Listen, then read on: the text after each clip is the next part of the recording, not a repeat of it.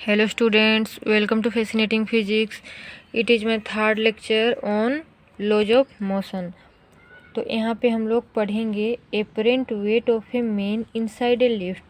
ठीक है, कैसा वेट, apparent weight के बारे में पढ़ेंगे inside a lift. मतलब जब आप लिफ्ट में हो तो कैसे आपका जो वेट है वो कैसे चेंज होता है. ओके, कब? जब ये जो वेइंग मशीन है या फिर लिफ्ट बोल लो, ये जो लिफ्ट है जब ऊपर की तरफ मोशन करता है तो आपका एक्चुअल वेट जितना रहता है वो क्या होता है, चेंज होता रहता है. तो हम लोग तीन केसेस यहाँ पे पढ़ेंगे. तो सबसे पहले आपको पता होना चाहिए कि क्या पता होना चाहिए कि कैसे फोर्स अप्लाई होता है किसी भी एक बॉडी में. ठीक है, जैसे मान लीजिए यहाँ पे ये क्या है, अर्थ का सरफेस है. ओके, यहाँ पे एक आदमी ऐसे खड़ा है तो यहाँ पे कितना फोर्स लग रहा है. मान लीजिए यहाँ पे कोई किसी एक्सटर्नल फोर्स नहीं लग रहा है, बस नॉर्मली खड़ा है रेस्ट में. तो यहाँ पे फिर भी दो फोर्स अप्लाई हो रहा है. खड़ा है तो ज़मीन के ऊपर खड़ा है, तो एक एक्शन वो अप्लाई कर रहा है ज़मीन की तरफ. ठीक है, तो एक्शन के वजह से रिएक्शन फोर्स होता है. रिएक्शन फोर्स किधर है, ऊपर की तरफ है. इधर रिएक्शन फोर्स अप्लाई हो रहा है और नीचे की तरफ जो है एक फोर्स ऑलवेज अप्लाई होता है, वो है as force due to gravity की वजह से फोर्स अप्लाई होता है. और एसेलरेशन आता है ग्रेविटेशनल फोर्स की वजह से. क्या आता है, एसेलरेशन आता है. जी, स्मॉल जी है एसेलरेशन. क्या है, कोई भी बॉडी का एसेलरेशन ए जी आता है. ड्यू टू किसकी वजह से, ये जो अर्थ का ग्रेविटी है ना, इस अर्थ के ग्रेविटी की वजह से हर एक बॉडी का एक एसेलरेशन रहता है. आप रेस्ट में हैं लेकिन फिर भी आपका एसेलरेशन जी है. ओके, फिर भी कोई भी बॉडी रेस्ट में हो या फिर मोशन में हो या फिर बस में हो या फिर ट्रेन में हो या फिर कहीं भी हो, उसके ऊपर एक एसेलरेशन है जो कि है स्मॉल जी, जो कि है एसेलरेशन ड्यू टू ग्रेविटी. तो इस एसेलरेशन की वजह से नीचे की तरफ फोर्स का फॉर्मूला क्या होता है, मास इंटू एसेलरेशन. इस बॉडी के नीचे की तरफ क्या रहता है, एक फोर्स अप्लाई होता है, वो फोर्स से मास, इसका मास मान लीजिए m है इंटू एसेलरेशन यहाँ पे g है, g ड्यू टू ग्रेविटी. तो m आया और g आया. mg क्या है, फोर्स है ड्यू टू ग्रेविटी की वजह से. नीचे की तरफ ऑलवेज रहता है किसी भी बॉडी के ऊपर. जब भी हम लोग फोर्स देखते हैं कि कितना फोर्स अप्लाई हो रहा है, कहाँ अप्लाई हो रहा है, तो ये फोर्स ज़रूर काउंट किया जाता है. और ऊपर वाला जो नॉर्मल आर फोर्स है इसके ओपोजिट में रहता है. इसीलिए आप बैठे हैं, जब आप बैठे हैं या फिर खड़े हैं अर्थ के सरफेस पे, तो आप क्यों मोशन में नहीं आते, क्योंकि नीचे फोर्स, आप नीचे की तरफ फोर्स अगर नीचे की तरफ अप्लाई हो रहा है तो आपको तो नीचे की तरफ चले जाना चाहिए अर्थ की तरफ, लेकिन नहीं जाते क्योंकि यहाँ पर एक रिएक्शन फोर्स ऊपर की तरफ इसके ओपोजिट डायरेक्शन में रहता है. हम लोग जानते हैं रिएक्शन फोर्स हमेशा एक्शन फोर्स के ऑपोजिट डायरेक्शन में रहता है, इसीलिए ये रेस्ट में है, कहीं ऊपर या नीचे मोशन नहीं कर रहा है. ठीक है, आराम से बैठा हुआ है. अगर ऐसा हो, देखिए स्पेस में क्या होता है, ग्रेविटेशनल फोर्स नीचे की तरफ नहीं होता है, इसलिए वो क्या करता है, जैसे फ्री फॉल, मतलब फ्रीली मूव करता रहता है. यहाँ पे आप आराम से बैठे हुए हैं क्योंकि एक नीचे की तरफ फोर्स है और एक फोर्स ऊपर की तरफ है जो कि है रिएक्शन फोर्स. ओके, अब आप लोग लिख लीजिए इसको अच्छे से. पहले इसका डायग्राम बना लीजिए. ये डायग्राम बना के यहाँ पे जी क्या है लिखिए. ओके, अब देखिए, अब समझ में आएगा आपको. अब इसको साइड में रख दीजिए. ये है आपका थ्योरी जो है. अब देखिए यहाँ पे देखिए केस 1 क्या बता रहा है. केस 1 जो है ये लिफ्ट है, लिफ्ट में आदमी खड़ा हुआ है. अब खड़ा है तो नीचे की तरफ W, इस फोर्स को W लिखा जा रहा है. अच्छा, mg जो होता है वो वेट भी होता है. वेट क्या होता है, वेट हम लोग kg बोलते हैं कि इतना kg उसका वेट है. तो वेट एक फोर्स होता है. वेट में हमेशा मास में क्या मल्टीप्लाई होता है, g. एसेलरेशन जब मल्टीप्लाई होता है तो एक फोर्स आता है. हम लोग weight is a force. Okay, ये आप लोग ध्यान दीजिए. तो यहाँ पे जो फोर्स है नीचे की तरफ वो है mg जो कि है वेट. ऊपर की तरफ रिएक्शन फोर्स है, ये तो अप्लाई हो ही रहा है बॉडी। लेकिन अब बात करते हैं जिसमें खड़ा है, किस में खड़ा है, लिफ्ट में खड़ा है, तो लिफ्ट का जो एक्सेलरेशन है वो 0 है, मतलब ये रेस्ट में है, ए मोशन नहीं कर रहा है। तो ए मोशन नहीं कर रहा है तो ए भी मोशन नहीं कर रहा है। तो अब देखिए यहाँ पे क्या कह रहा है, according to Newton second law के अनुसार, न्यूटन के सेकेंड लॉ क्या कहता है, F equals to M A sum of the, नहीं न्यूटन्स का सेकेंड लॉ तो एक आता है F equals to D P by D T. तो सेकेंड लॉ से हम लोग नहीं बोल रहे हैं, सेकेंड लॉ से नहीं आएगा ये, ओके, ये सेकेंड लॉ से नहीं है, सेकेंड लॉ नहीं है। लेकिन न्यूटन ही बोले थे, क्या बोले थे Newton, sum of the forces on any body, किसी भी बॉडी के ऊपर जितना भी फोर्स अप्लाई हो रहा है उन सब का सम किसके बराबर होता है, जो एक्सटर्नल फोर्स अप्लाई हो रहा है उस एक्सटर्नल फोर्स का के बराबर होता है, इक्वल्स टू एक्सटर्नल फोर्स। ये क्या है, एक्सटर्नल फोर्स के बराबर होता है। सम, एक बॉडी पे जितना भी फोर्स अप्लाई हो रहा है उन सब फोर्सेस के सम किसके बराबर होता है, एक्सटर्नल फोर्स के बराबर होता है। मतलब जितने इंटरनल फोर्स हैं उन सब का सम बराबर एक्सटर्नल फोर्स होता है। तो इस बॉडी में देखते हैं क्या अप्लाई हो रहा है, ये दोनों तो ऑटोमेटिकली इंटरनल फोर्स पता चल जा रहा है, नीचे वेट ऑलवेज अप्लाई होता है, कोई फोर्स बाहर से अप्लाई थोड़ी करता है वेट के लिए या फिर नीचे इस ग्रेविटी के लिए, वो ऑटोमेटिक हो ही जाता है। तो रिएक्शन भी इसके वजह से आ जाता है, ये दोनों फोर्स इंटरनल है। तो सम, अब इनका सम किसके बराबर होता है, एक्सटर्नल फोर्स। एक्सटर्नल, इसका एक्सेलरेशन 0 है, कोई एक्सेलरेशन है ही नहीं, इसका मतलब बाहरी से कोई फोर्स नहीं अप्लाई हो रहा है।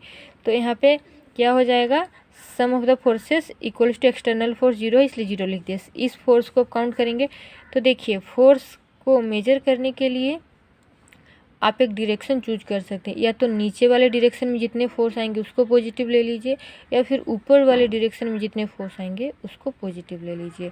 तो यहाँ पे हम क्या कर रहे हैं, ऊपर वाले डायरेक्शन में जितने भी फोर्स आ रहे हैं उनको हम लोग पॉजिटिव ले रहे हैं। क्या ले रहे हैं, पॉजिटिव ले रहे हैं। तो ऊपर कौन सा फोर्स है, आर है, तो इसको हम लोग प्लस आर लिखेंगे, प्लस आर लिखे। और यहाँ पे नीचे कौन सा फोर्स है, एम जी है, तो यहाँ पे माइनस एम जी लिखे, नीचे की तरफ है माइनस एम जी। तो इन दोनों का सम कर दिए, आर माइनस एम जी हो गया, प्लस किए हैं लेकिन ये माइनस की वजह से, प्लस माइनस की वजह से माइनस एम जी आ गया। R minus M G equals to external force नहीं है, 0 हो गया, तो R equals to M G आ गया। एम जी क्या होता है, वेट होता है, बताए थे एम जी कोई भी बॉडी का क्या होता है, वेट होता है। तो यहाँ पे जो एक्चुअल वेट एम जी है वो आ गया, कब, जब एक्सेलरेशन 0 होता, नहीं 0 है तब वो इसका वेट मेजर करेंगे तो वो क्या होगा, mg होगा, जो कि एक्चुअल वेट देगा, ठीक है, जितना इस बॉडी का एक्चुअल वेट है उसके बराबर होगा। लेकिन जब मतलब देखिए सेकंड केस में अब हम लोग क्या किए, एक एक्सटर्नल फोर्स इस पे अप्लाई कर दिए, किस पे, इस वेइंग मशीन पे एक एक्सटर्नल फोर्स अप्लाई कर दिए, जिसकी वजह से एक्सेलरेट करने लगा अपवर्ड डायरेक्शन में, अपवर्ड मतलब ऊपर की डायरेक्शन में मोशन करने लगा ये वेइंग मशीन। तो इसके वजह से ये भी मोशन करेगा जो बॉडी इसके अंदर खड़ा है।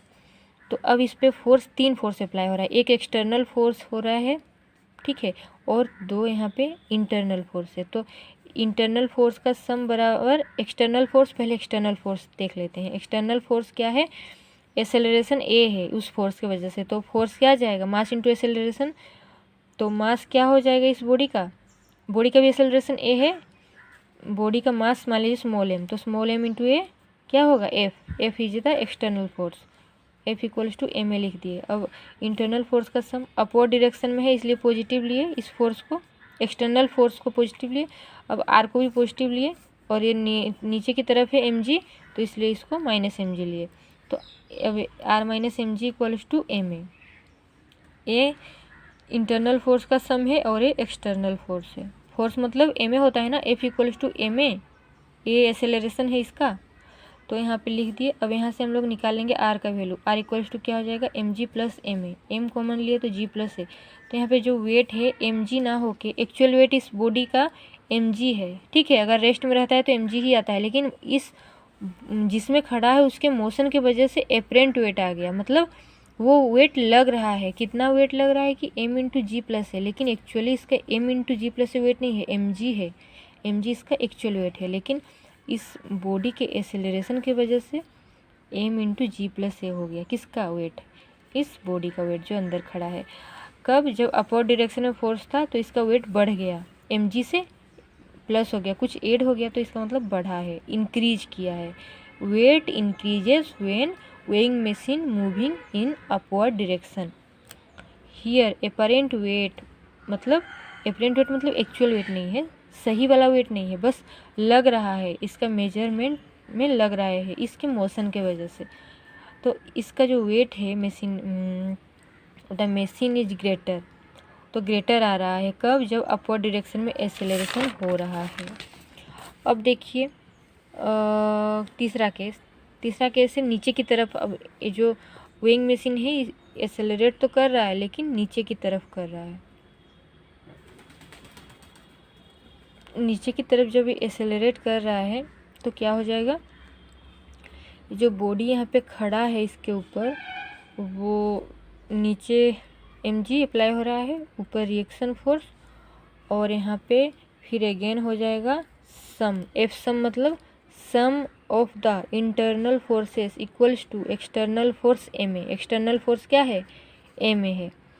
तो अब इंटरनल फोर्स क्या है? ऊपर पॉजिटिव लेंगे प्लस आर, नीचे negative minus M G, R minus M G equals to, ये भी नीचे है माइनस होगा, माइनस एम ए आ जाएगा। ओके, तो आर माइनस एम जी तो इधर चला गया, R equals to M G minus M A, M common ले लिए, M into G minus A, मतलब एम जी के बदले कुछ माइनस हो गया, इसका मतलब डिक्रीज हो गया। तो जो एपरेंट वेट है इस मेन का वो क्या हो रहा है? लेस आ रहा है। देन हिज ट्रू वेट, उसका सही वेट जो है उससे कम हो गया due to acceleration of the weighing machine in the downward direction. Downward direction में एक्सेलरेशन की वजह से कम हो गया। ओके, अब देखिए कंजर्वेशन, याद रखिएगा आप लोग वो तीनों केसेस। अब देखिए कंजर्वेशन ऑफ लीनियर मोमेंटम। अब लीनियर मोमेंटम के कंजर्वेशन के बारे में हम लोग पढ़ेंगे। क्या है कंजर्वेशन ऑफ लीनियर मोमेंटम? पहले मोमेंटम जानते हैं आप लोग क्या है। मोमेंटम क्या है? p equals to mass into velocity. तो लीनियर मोमेंटम में क्या होता है? यहाँ पे कंजर्वेशन करवाएंगे। किसका? लीनियर मोमेंटम का। कंजर्वेशन क्या है आप देखिए, अब लास्ट में आपको पता चलेगा कि कंजर्वेशन है क्या। पहले आप देखते जाइए कि थ्योरी क्या कह रहा है। तो देखिए कोई भी आइसोलेटेड सिस्टम लेंगे और उसी पे ये अप्लाई होगा, एप्लीकेबल होगा। आइसोलेटेड सिस्टम मतलब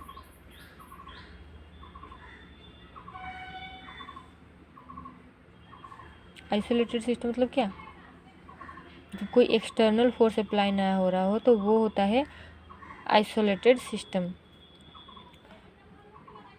In an isolated system, the algebraic sum of the momenta of bodies along any straight line remains constant and is not changed due to their mutual action and reaction on each other.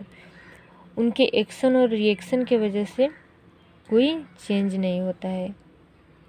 अब देखिए हम example में आपको समझा रहे हैं। मान लीजिए एक बॉल है और ये एक बॉल है। इस बॉल का मास है m1, इस बॉल का मास है m2। आप इस एग्जांपल को समझेंगे तो आपको समझ में आ जाएगा। ये बॉल है m1, ये बॉल m2, ये इधर मोशन कर रहा है u1 वेलोसिटी में, m मोशन कर रहा है u2 वेलोसिटी में। तो ये दोनों फ्री हैं। यहाँ पे कौन सा सिस्टम कहा गया? आइसोलेटेड सिस्टम, मतलब इन पे कोई भी फोर्स अप्लाई नहीं हो रहा है बाहर से। ये भी मोशन कर रहा है, ये बॉल भी मूव कर रहा है, ये बॉल भी मूव कर रहा है, ठीक है। तो ये बॉल मूव करते करते आके इसके साथ क्या हो गया? कॉन्टैक्ट में आ गया, तो यहाँ पे फोर्स अप्लाई होगा। कॉन्टैक्ट में आया मतलब कॉन्टैक्ट फोर्स अप्लाई होगा। कॉन्टैक्ट फोर्स मतलब ए इस पे फोर्स अप्लाई करेगा, ए इस पे फोर्स। अगर हम पैर नीचे रखते हैं धरती पे तो क्या होता है? नीचे की तरफ हम कॉन्टैक्ट करते हैं, कॉन्टैक्ट में आने पर ही फोर्स अप्लाई हो जाता है, ठीक है। तो यहाँ पे जैसे इसके कॉन्टैक्ट में है तो इस पे फोर्स अप्लाई कर दिया। यहाँ पे एक्सटर्नल कुछ नहीं हो रहा है, ये कॉन्टैक्ट में आने की वजह से इधर अप्लाई कर दिया और वो इसके तरफ कर दिया। तो इसके वजह से कॉन्टैक्ट फोर्स की वजह से अगेन ये मोशन करने लगा v2 वेलोसिटी में। वेलोसिटी जो था u2 था इसका, अब हो गया v2, चेंज हो गया। v2 वेलोसिटी में आगे की तरफ मोशन करने लगा और इसका भी वेलोसिटी चेंज हो गया, u1 से हो गया v1 में ये मोशन करने लगा आगे की तरफ। अब देखिए क्या हो रहा है। According to Newton's third law क्या कहता है न्यूटन्स का? नो एक्सटर्नल फोर्स, जब कोई एक्सटर्नल फोर्स अप्लाई नहीं होता है, ठीक है, तो क्या होता है, एक्सटर्नल फोर्स जब किसी बॉडी में अप्लाई नहीं होता है तो सम ऑफ द इंटरनल फोर्सेस क्या हो जाता है, जीरो हो जाता है। मतलब एक्शन फोर्स और रिएक्शन फोर्स का सम जीरो हो जाता है। ए इस पे एक्शन फोर्स क्या किया, FBA किया, ए इस पे एक्शन फोर्स FAB किया। ए इस पे एक्शन फोर्स FBA किया तो एक्शन के वजह से ए इस पे रिएक्शन किया FAB, तो FAB प्लस FBA ये दोनों फोर्स का जो सम है वो जीरो हो जाएगा और ये दोनों FAB इक्वल्स टू आ जाएगा माइनस FBA। हम लोग जानते हैं एक्शन फोर्स और रिएक्शन फोर्स दोनों इक्वल होते हैं लेकिन ओपोजिट होते हैं, डायरेक्शन अलग होता है इसलिए माइनस साइन है और बाकी मैग्नीट्यूड दोनों का सेम है। FAB मतलब force on B due to A और FBA मतलब force on A due to B। Force किसके ऊपर, A के ऊपर, B के वजह से, A फोर्स B के ऊपर A के वजह से। ओके, लिख लीजिएगा आप लोग, हम लिखे नहीं हैं, आप लोग लिख लीजिए, हम बोल रहे हैं। FAB equals to force on B due to A। FBA लिखिए, FBA equals to force on A due to B। तो A है और B A है। ओके, अब देखिए consider momenta of body A and B। अब हम लोग कंसीडर करेंगे मोमेंटा किसका, A बॉडी और B बॉडी, इन दोनों बॉडी का momenta before and after collision. एक कोलिजन हुआ, कॉन्टैक्ट में आया मतलब कोलिजन हुआ, कोलिजन होने के बाद वेलोसिटी चेंज हुआ। तो हम लोग अब क्या करेंगे, बॉडी A का और बॉडी B का, इन दोनों बॉडी का मोमेंटा लिखेंगे। कोलिजन के पहले क्या था और कोलिजन के बाद क्या था। कोलिजन मतलब समझ गए, कॉन्टैक्ट होना ही कोलिजन है। अब देखिए कांटेक्ट में आए हैं मतलब कोलिजन हुआ है। अब देखिए बॉडी ए के लिए, कौन सा बॉडी के लिए, इस वाले बॉडी के लिए, ए बॉडी के लिए, बॉडी ए के लिए momentum of A before collision, A का मोमेंटम कोलिजन के पहले, किसके पहले, कोलिजन के पहले, कोलिजन ही यहाँ हुआ तो इसके पहले इसका मोमेंटम क्या हो जाएगा, मास है m1, वेलोसिटी है u1, तो m भी हो जाएगा मोमेंटम m1 u1, तो हो जाएगा before collision m1 u1। After collision, collision होने के बाद v1 हो गया, m1 मास तो सेम रहेगा तो इसका मोमेंटम हो जाएगा m1 v1। तो आफ्टर कोलिजन क्या हो जाएगा, after collision m1 v1 momentum किसका, a का। अब चेंज इन, इसी तरीके से b का आप लोग देख लीजिएगा, m2 u2 हो जाएगा और यहाँ पे आफ्टर कोलिजन m2 v2 हो जाएगा। अब देखिए चेंज इन मोमेंटम निकालेंगे किसका, ए का। चेंज इन मोमेंटम हो जाएगा, फॉर्मूला होता है चेंज इन मोमेंटम का, final momentum minus initial momentum. Final momentum कौन सा है, कोलिजन के बाद आफ्टर कोलिजन जो मोमेंटम है वो है फाइनल मोमेंटम। तो फाइनल हो गया m1 v1 माइनस इनिशियल हो गया m1 u1, तो चेंज इन मोमेंटम हो गया m1 v1 minus m1 u1। अब देखिए time taken for change in momentum, तो चेंज इन मोमेंटम के लिए बोल रहा है कितना समय लगा। जब चेंज इन मोमेंटम के लिए मान लीजिए यहाँ पे बहुत small time delta T is the time for change in momentum के लिए, तो rate of change of momentum क्या हो जाएगा, rate of change of momentum हो जाएगा चेंज इन मोमेंटम बाय जितना समय लगा है मोमेंटम को चेंज होने में बाय डेल्टा टी। तो ये फॉर्मूला है सारे किसका, चेंज इन मोमेंटम का formula, final momentum minus change in momentum का formula final momentum minus initial momentum. Final momentum कैसे निकला, इनिशियल मोमेंटम कैसे निकला, टाइम कितना लगा। अब रेट ऑफ चेंज ऑफ क्या होता है, change in momentum by time, change in momentum by time divide कर देंगे तो हो जाएगा rate of change of momentum. तो अब देखिए इतना हम लोग निकाल लिए। अब फोर्स FBA क्या है, force on A force on A due to B, due to मतलब किसके वजह से, बी के वजह से ए के ऊपर फोर्स है FBA आ गया आपका, कितना आ गया, change in momentum by time, मतलब चेंज इन मोमेंटम मतलब DP क्या है, DP बाय DT है, DP बाय DT, D मतलब change in momentum by time, तो चेंज इन मोमेंटम है ये, नीचे टाइम है, तो ये क्या होता है F equals to DP by DT, second law से पता चलता है। तो ए किसके बराबर हो जाएगा, फोर्स किसके ऊपर है, ए के ऊपर है, फोर्स ए के लिए था ना इसलिए ए के ऊपर ये क्या हो गया, फोर्स हो गया। अब देखिए इसी तरीके से हम लोग सेम वे में बी के लिए निकाले, आप लोग देख लीजिएगा कैसे निकला, क्योंकि ए बता दिए तो बी हो जाएगा। Time taken delta T same रहेगा, तो rate of change of momentum हो जाएगा इतना बाय डेल्टा टी। तो ए फोर्स बी के ऊपर हो जाएगा, force on B due to A आ जाएगा इतना। अब ए के ऊपर फोर्स, बी के ऊपर फोर्स, दोनों बॉक्स में लिखा हुआ है। अब now putting above values in equation 1। अब देखिए इक्वेशन 1 हम लोग पहले यहाँ पे लिख चुके थे, इसमें पुट कर देंगे दोनों वैल्यू को पुट किए तो इतना आ गया, माइनस आगे था माइनस आ गया। अब M2 V2, अब डेल्टा टी कट गया, अब ये सेम रहा, अब ये माइनस था तो माइनस आ जाएगा आगे। ये देखिए काट दिए हैं तो ये 1 1 है, M1 V1 है, यहाँ भी M1 V1 है, ठीक है। यहाँ पे 2 है, M2 U2, M1 V1 plus हो जाएगा minus minus plus M1 U1, तो M1 V1 plus M2 V2 equals to M1 U1 plus M2 U2। Finally इतना आ गया, आप लोग कर लीजिएगा, ठीक है, अपने से खुद से। यहाँ पे नहीं समझ में आ रहा है तो उसके बाद आएगा इतना, ओके, करके चेक कर लीजिएगा। आप लोग डाउट हो तो कमेंट करिएगा। M1 V1 plus M2 V2 equals to M1 U1 plus M2 U2। M1 V1 किसका मोमेंटम है, इनिशियल मोमेंटम किसका ना, M1 V1 plus M2 V2 final momentum है, ये ए का है ये बी का है, ये इनिशियल मोमेंटम है ए का बी का। तो क्या पता चल रहा है, final momentum equals to initial momentum आ रहा है दोनों बॉडी का। Total momentum of the system before collision equals to total momentum after collision, okay. तो मोमेंटम जो है कोलिजन के पहले किसके बराबर हो गया, आफ्टर कोलिजन के बाद। Okay, thank you to all, next lecture बाद में पढ़ाएंगे।